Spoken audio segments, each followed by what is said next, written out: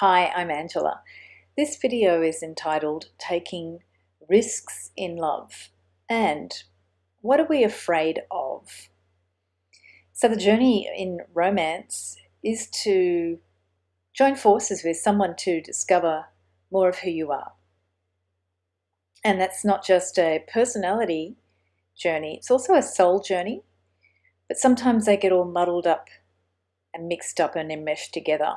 Sometimes you'll be having difficult emotions and feelings with someone, and you're really just trying to discover more about yourself or how to accept parts of yourself.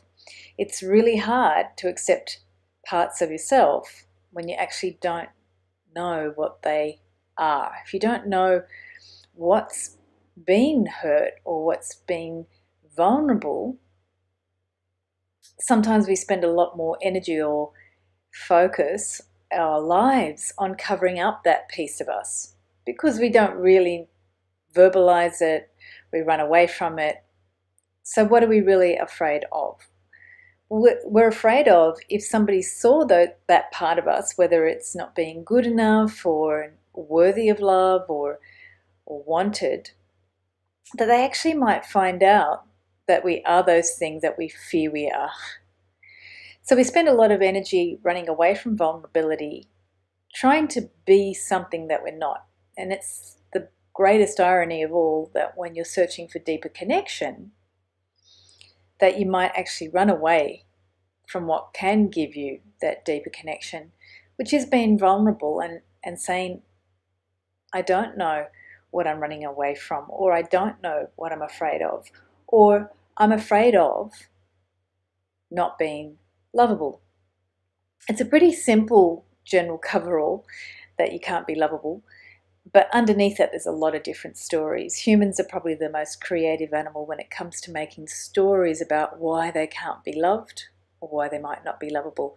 If we look at other animals, they don't come up with those stories. They might have a memory, an emotional memory of being hurt in a certain circumstance, and they'll remember that, like a dog that might be scared of a certain female voice or a male voice because they had a bad experience with a female or a male. But animals in general don't come up with those really good excuses as to why your partner should be doing what they're doing instead of facing what you're really afraid of.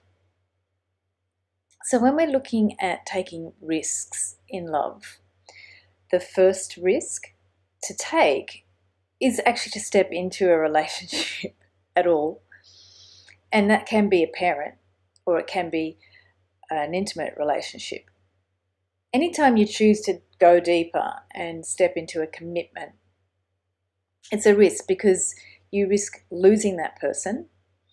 And if you're looking at modern relationships, I think most of us are aware that there's a lot of feeling and reality that those relationships may not last. So you risk also the relationship ending.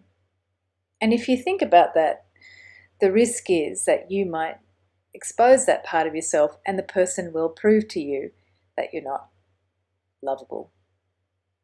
So the other risk in that journey to discovering that part of you that feels unlovable or thinks that there's something wrong with you is to discover that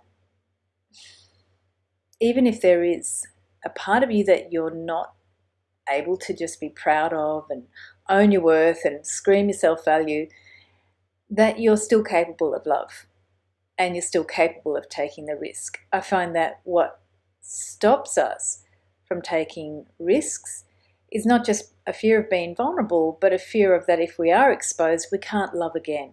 We can't pick up the wagon and just get back onto the track of love. And somehow that bad experience will taint us. Not just our ability to be lovable, but just taint our whole experience of life. It will make us feel like we're carrying a whole bad bunch of memories. And so you may notice that a lot of younger people who've grown up in a world of divorce or with co-parenting or families that were broken, and not all families were broken from divorce, but definitely there was heartache. You may notice the children of those families are really questioning, do I really want a committed relationship? Do I really want to have a child? because they're perhaps judging or perhaps carrying fears that going into that vulnerable place is a risk.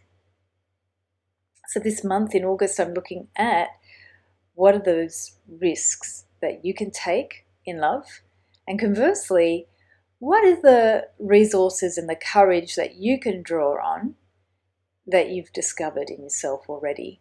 Because no matter where you are in the journey of love, you have strengths and you have gifts and you've had lessons and you've even gained wisdom about how to find the courage to move through things even if you are fearful.